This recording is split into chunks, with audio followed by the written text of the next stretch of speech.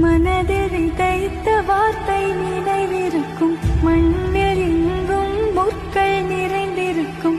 தடைகள் எதையும் மகனே வென்று வா, தலையே நிமிந்து பகையை கொண்டு